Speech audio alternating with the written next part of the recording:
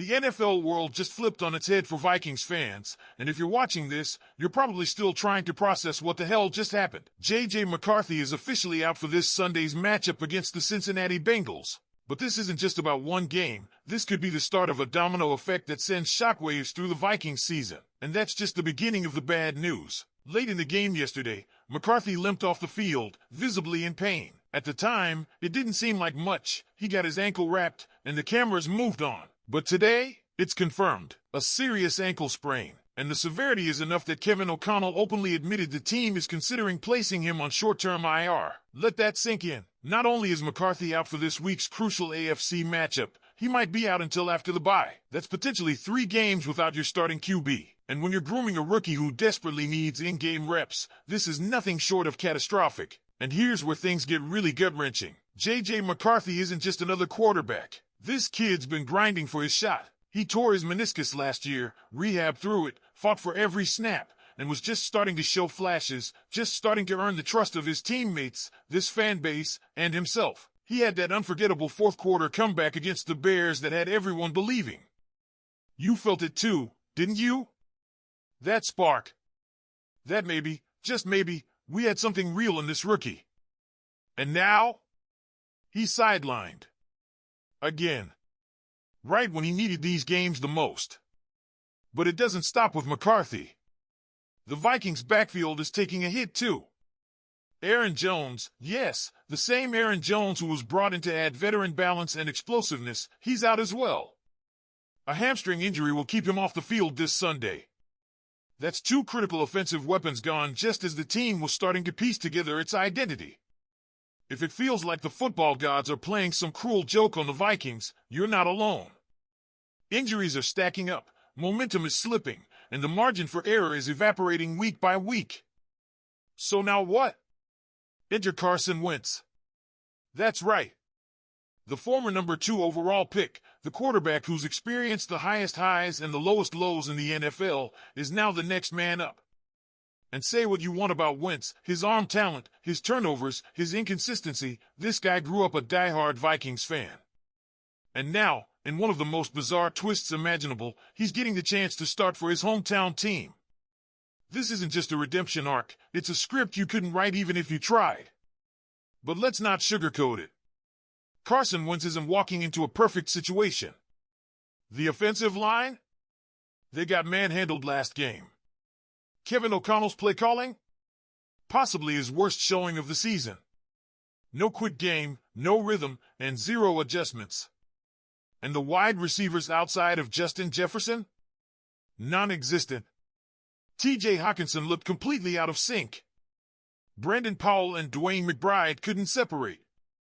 And when Wentz takes that field against Cincinnati, he'll be doing it with a depleted offense and a coaching staff that desperately needs to reset. This next game is Jake Browning versus Carson Wentz. Just sit with that for a second. This is the NFL we live in, unpredictable, chaotic, and unforgiving. 1 week, you're riding high off a comeback win. The next, you're scrambling to keep your quarterback off IR and your season from slipping away. And let's talk about the schedule for a moment. Because this is where the real weight of McCarthy's injury hits. After this Bengals game, it's the Steelers, then the Browns. Winnable games, right? Games you need to win if you want to stay in the playoff hunt. But if JJ misses all 3? If he doesn't return until the Eagles game after the bye? That's a nightmare scenario. That's throwing a still-developing QB into the fire against one of the league's most physical defenses on the road. No time to shake off rust. No margin for error. And the second half of the season? It's a gauntlet. You're looking at the Ravens, the Commanders, the Lions twice, the Packers twice, and the Seahawks. No room for a learning curve. No easy outs. This ankle sprain, what seemed like a minor limp to the sideline, might be the turning point of the entire season. So where does that leave the team? Honestly, in survival mode. Carson Wentz needs to be more than just a bridge. He needs to be a playmaker, a leader, a stabilizing force. And Kevin O'Connell? He needs to dig deep and prove why he was hired as the offensive mind to lead this team into a new era. No more long developing plays. No more ignoring the run game. No more excuses. Jordan Mason will be getting a much bigger workload with Aaron Jones out. And that might be the only sliver of optimism here. Mason has shown flashes.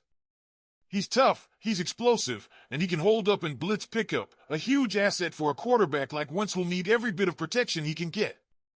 Ty Chandler might also see increased usage, but make no mistake, the backfield is now in Mason's hands. And it has to deliver. This is a brutal 24-hour stretch for Vikings fans. One of the worst in recent memory. The vibes were so high after that fourth quarter comeback.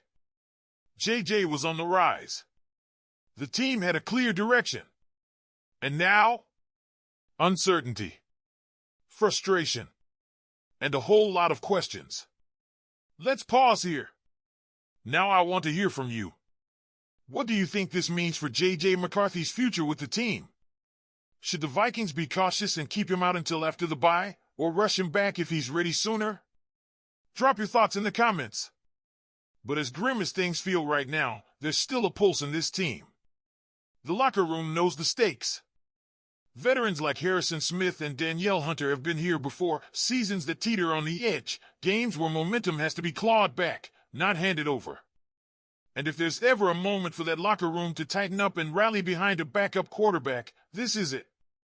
This stretch without McCarthy isn't just about survival, it's about identity. Who are the 2025 Minnesota Vikings without their rookie quarterback on the field?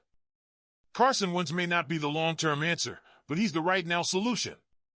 And if he can channel even a flicker of that MVP-caliber fire he once showed in Philly, the Vikings could come out of this stretch still standing, still fighting, and still relevant in the playoff race. And let's not forget, Kevin O'Connell has turned chaos into clarity before. If there's one thing this staff needs to rediscover, it's balance. Run the football. Simplify the reads. Get Justin Jefferson the ball early and often. Help Carson Wentz succeed by not asking him to be the savior, just the steward until JJ is back. Because the clock is ticking. And the NFC North isn't going to wait around. So here we are. Backs against the wall. Season on the brink. And yet, there's still hope. There's still football left to be played. And if there's one thing we've learned watching this team year after year, it's this: the Vikings don't go quietly. Now, I want to hear from every single one of you watching this. Do you believe Carson Wentz can hold it down until J.J. McCarthy returns? And what's your confidence level right now in this coaching staff to adjust and fight through adversity? Let me know in the comments below. And if you made it this far, hit that like button, subscribe to the channel, and turn on notifications so you never miss an update on your Minnesota Vikings. We'll be here all season long, no matter how wild it gets. SKOL Vikings!